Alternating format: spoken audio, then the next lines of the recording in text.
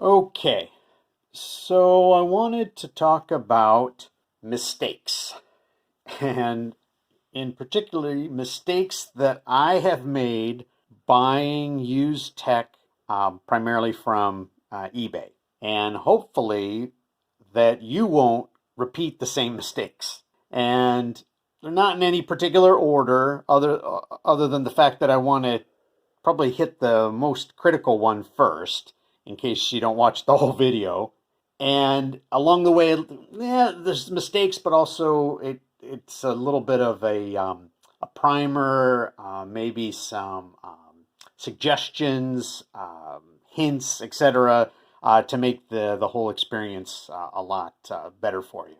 So the first one, and the one that I still to this day have issues with, and kind of stumble upon it, is making something more than it really is.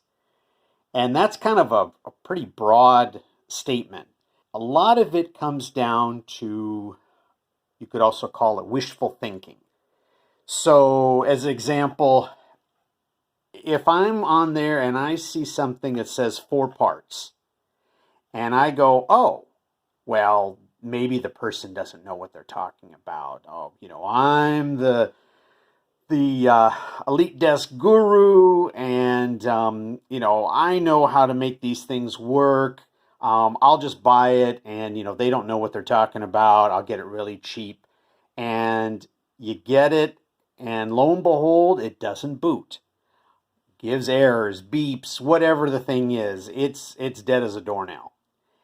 Maybe there's some parts you can scavenge from it, but you're like, oh, why didn't I think about this? Well, the seller has not deceived you. They told you right out 4 parts. This is a particular one that was like that. This was a G3. The other one that you'll get is the untested. And this is a elite slice that was in one of my videos. Now, this one went against kind of my general rule. This was an auction, and I just got caught up in the auction because, again, I thought, oh, I'm getting this at a great price, and I'll get this elite slice. I didn't read the description fully, and this was listed as untested. And I got it, again thinking, oh, what do they know? Maybe they just never powered it up. Maybe they don't have a power cable. Well, again, dead as a doornail. I was able to get some parts out of it. Buying used is always a gamble anyway. But if it's staring you in the face that the seller is telling you, hey, it's not going to boot, it does beeps, all that kind of thing, you really need to go in with the idea that this is a total gamble.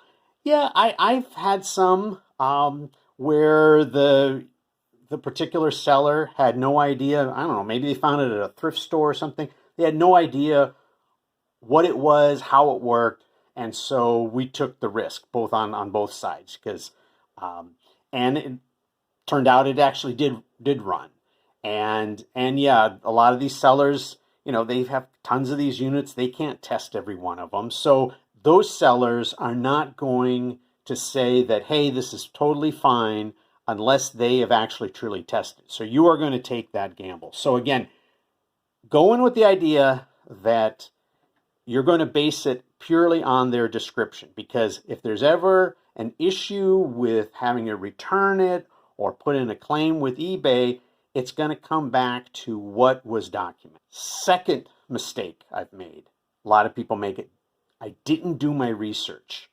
So when I purchased items that were outside of sort of the HP world, in particularly when I went with Dell and such, I didn't know, what it's supposed to have, what kind of options, what should I look for? I just blindly went in and bought stuff, only to find later, oh shoot, I could have gotten this other thing, this other option, all this stuff for the same price. So you really have to do the research, watch the videos, look up the stuff, That way you're not going to kick yourself later and go, why didn't I check this out? This is kind of a this is sort of a different sort of mistake.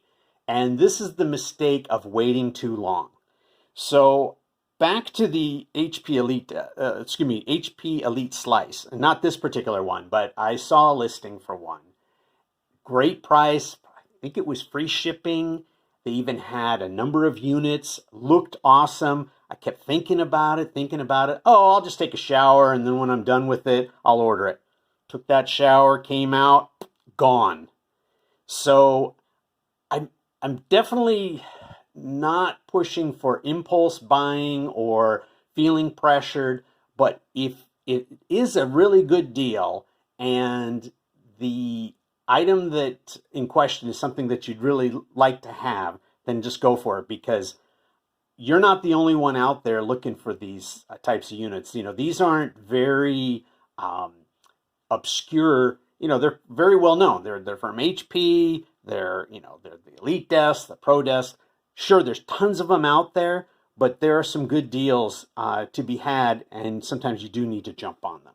Another mistake, which I don't know if I really have regrets, but it's something to really think about, is that after you've worked with the EliteDesks and the ProDesks, and you see about the upgradability, you see the quality, the good metal usage, and the whole thing. I mean, those are very good units. And then you go, oh, HP, maybe I'll try some other stuff. Problem is that, and one of the mistakes I've made is thinking that maybe the quality, the upgradability, all those sort of things that you'd see in the corporate units filters down to the consumer units. And it's just not there. This particular one, which is the 300, it's a nice unit. I got it. Didn't cost me a lot, but a lot of plastic. You open it up. Even something simple as trying to put the antenna back on the Wi-Fi card, I ended up messing up the actual connector. Now I can't hook up one of the antenna. The upgradability, how difficult it is to get inside to actually do the upgrades. These were not really made for that. If you try to look up, let's say, even a service manual, there is no such thing. There's a very small document that is maybe 2 or 3 pages that gives just enough information to know how to get into the back of the unit and a few other things, but everything else you have to kind of do on your own. With these, a lot of times you're looking at Realtek for the network as versus Intel. You may not be able to go beyond 16 gig of memory. Maybe it only has one memory slot. This particular one, which is the 600 way, very cool unit, but oh my goodness, if you want to do anything with it as far as changing the processor, basic stuff, even just putting in another hard drive, how many screws and moves and everything else you got to take out of it. If you buy used thinking that the consumer products are going to be like the corporate, you're going to be disappointed. The next one, I don't think I've had it as much a mistake myself, but in talking with others on the channel, I do sometimes see where some buyers get intimidated by sellers when there's an issue. If a product is described a certain way, says that it's working, says that it has XYZ memory, XYZ processor, and you get it and it's wrong, then the seller needs to make it right. Now, you don't need to go off crazy and going right to eBay right away. Just message them, explain what the issue is, and good sellers want you to come back. and they want to look good in the eyes of eBay. So don't be intimidated. Make sure that if there's something that is not right, that you get with them. And if they ignore you, then open up a claim to do a return and then let eBay take care of the issue. Now, remember though, if something says that it's parts only or doesn't work or untested, it's going to be a little hard to justify why you're saying it doesn't work. But if it said that it had 16 gig of memory and you only got 4, well, that's a problem, and they need to take care of that. And to that, ask questions, ask questions, ask for pictures. If you don't see something, if it doesn't feel right, you just move on. And if you ask that seller before, of course, you're going to buy something, and they're not communicating, there's a very high chance that if you were to buy something and have an issue, that the communication is going to be even worse. So I find good sellers get back to you right away. They get you the information. If, obviously, if they're a large enough group, sometimes it may take a couple days before they can get you an answer, but at least they're communicating. They're getting you the pictures. They're doing whatever. But if they're snippy with you, which I've had ones where I asked one guy, hey, could I get another picture of some stuff? All you're showing is a unit. He's like, oh, well, why should I waste my time on selling a $50 unit by getting pictures? I'm like, okay, well, I guess you don't want my business, so I just went somewhere else. And one last final one, that this is a thin client. I've got a couple of these thin clients, and I may end up getting some more, but a lot of that is, research. A lot of it is ideas for content to show on the channel. But I think a lot of it is thinking that I could get these really cheap and I could do all this stuff with them. And I could, just likewise, I could maybe get some cheaper, HP unit and all these things I could do with them. You buy enough of the cheap ones, then you go, why did I do that? Why didn't I just save my money and get something I really needed? Maybe I could have saved up for the same amount of money and gotten, maybe let's say EliteDesk G4. So now I've got hardware that's fully supported by Windows 11. Or maybe I could have used that money and upgraded my G3 to an i7. Or I could have gotten, a different case for my G2 to get better ventilation. So you really have to think about where you want to spend your money. I admit I'm a collector and I like lots of different units and I like to play with them and I like to bring them in, and that's fine. Please continue to do that.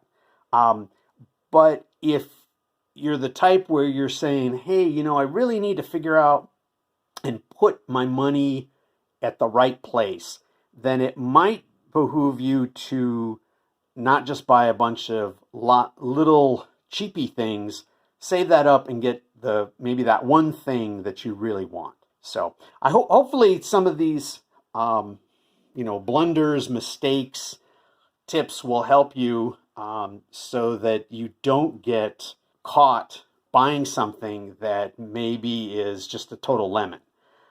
Of course, lemons can still make lemonade. So even if you get that really, piece of junk and it's just there, hey, you could always use it for practicing, how to put a capacitor, back on a motherboard, or maybe you could strip it as much as you can. Even something as simple as, the little plastic guys that go over the jumpers, just pulling those off and keeping them around, because maybe you could use it for somewhere else. Heck, you could even pull off the battery or something. There's lots of stuff that you could always do with a lame unit. Again, I like to keep them sometimes just to be able to reference. Maybe someone's got a working version of that unit and they've got a question, and it's a lot easier for you to go in and mess with this broken one and look at the stuff and pull things out and, whatever it might be than it is for them. So again, it's something that can be used. Please don't throw them away. If it comes down to where you don't need them anywhere, make sure to bring them to an actual e-waste recycler.